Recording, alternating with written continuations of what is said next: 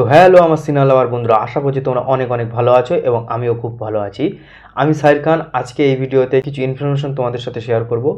তো সর্বপ্রথম যেটা নিয়ে কথা বলবো সেটা হচ্ছে বাংলা সিনেমায় ভাই বাংলা সিনেমা চলবে, এটাই কিন্তু আসল কথা। আর তার নাম কিন্তু দেব। হ্যাঁ, দেব কিন্তু একটা ব্র্যান্ড, বাংলার এখন ব্র্যান্ড।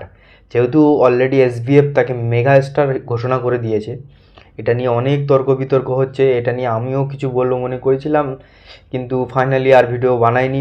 যাই হোক, সে বিষয়ে একটা অন্য সময় কথা হবে।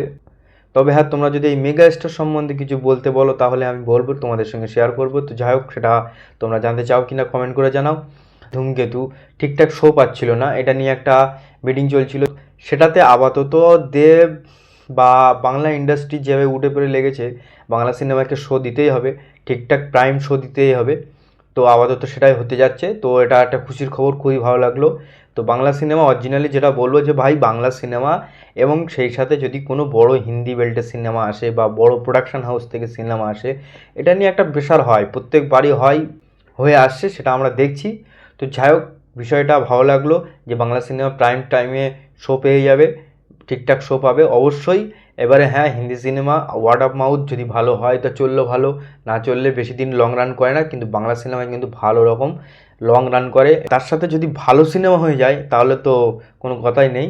নেক্সট যেটা নিয়ে কথা বলবো সেটা হলো কুলি। কুলি সিনেমা কিন্তু এ রেটেড সিনেমা, এটা রান টাইম হচ্ছে 2 ঘন্টা 49 মিনিটের একটা রান টাইম। এবার এ সার্টিফিকেট কেন পেয়েছে সেটা তো দেখলেই বোঝা যাবে। হয়তো ব্রুটাল কিছু অ্যাকশন সিকোয়েন্স আছে বা অ্যাকশন সিকোয়েন্সের জন্য হয়তো হয়ে যেতে পারে। তো যাই হোক, লোকেশ কাঙ্গারাজের সিনেমা সেটা আমরা জানি।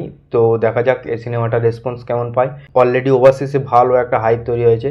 তবে হ্যাঁ, ইন্ডিয়াতে যখন টিকিট বুকিং শুরু হয়ে যাবে তখন ওয়ার টুর খেলা কিন্তু পাওয়া যাবে, ওয়ার টুর খেলা কিন্তু তখন দেখা যাবে। আর ওয়ার টু কিন্তু ইয়ে সার্টিফিকেট, আর এই মুভিটা কিন্তু সেই জায়গায় দাঁড়িয়ে একটা এক্সট্রা বেনিফিট পেয়ে যাবে, ঠিক আছে? যেহেতু ফ্যামিলি ওরিয়েন্ট, তো এক্সট্রা কিছু শো পেয়ে যাবে। আর আমি এর আগের ভিডিওতে তোমাদের সাথে বলেছি যে কীরকম শো পাচ্ছে ওয়ার টু নিয়ে। আর ওয়ার টু রান টাইম 2 ঘন্টা 53 মিনিটের, সঙ্গে হয়তো এক্সটেন্ডেড ক্যামিও থাকবে, তো 3 ঘন্টার উপরে হয়ে যাচ্ছে। আর এই সিনেমায় যেটা শোনা যাচ্ছে আপাতত, এই ওয়ার টু মুভিটা কিন্তু এসপাই ইউনিভার্সের এখনো পর্যন্ত সব থেকে বড় সিনেমা হতে যাচ্ছে। টাইমলি দেখতে গেলে কিন্তু অনেক বড় সিনেমা, এবং সঙ্গে এক্সটেন্ডেড ক্যামিও আছে। তো এক্সটেন্ডেড ক্যামিওতে আমি কিন্তু alpha character, villain character Bobby দেওয়ালকেই হয়তো আশা করছি। দেখা যাক সেটা কি হয়। এনটিআরকে কিন্তু বড় ভিলেন প্রথমে ভাবছিলাম, কিন্তু এনটিআর মনে হচ্ছে যত সম্ভব বড় ভিলেন নয়, যেহেতু এনটিআরকে কিন্তু আলাদাভাবে ইউজ করা হচ্ছে। তো গল্পের কিন্তু একটু জোর দিয়েছে ওয়াইএফ। তো দেখা যাক সেটা কীভাবে কী হয়।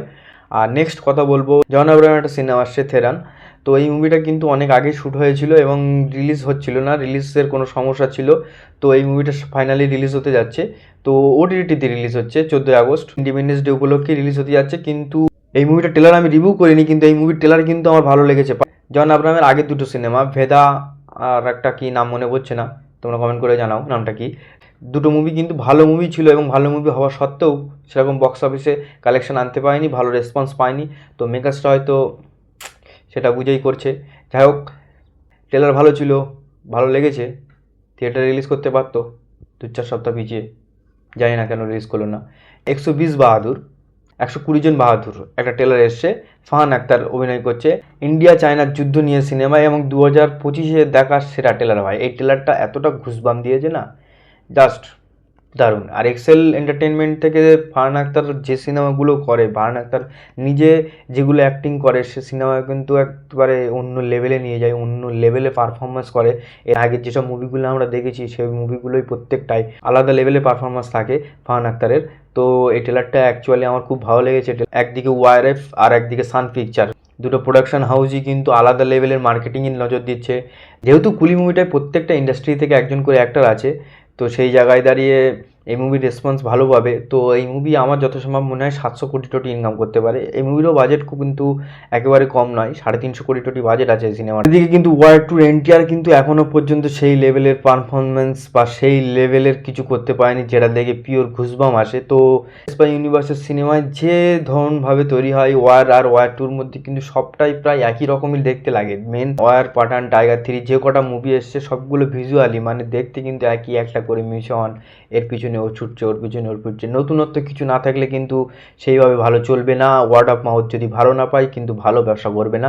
ওয়াইএফের যেহেতু মার্কেটিং লেভেলটা অনেক বড়, এবং প্রোডাকশন হাউস থেকে যে রিপোর্টটা পাওয়া আছে, এতগুলো স্ক্রিন পেয়েছে, আরামসে হয়তো 800-900 কোটি ইনকাম করে ফেলে দেবে, 1000 কোটিও করে ফেলতে পারে যদি ওয়ার্ড অফ মাউথ ভালো হয়।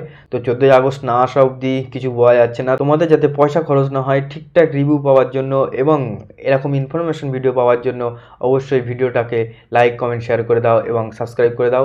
এবং দেখা হবে নেক্সট ভিডিওয়। ততক্ষণ পর্যন্ত সবাই ভালো থেকো। Bye bye.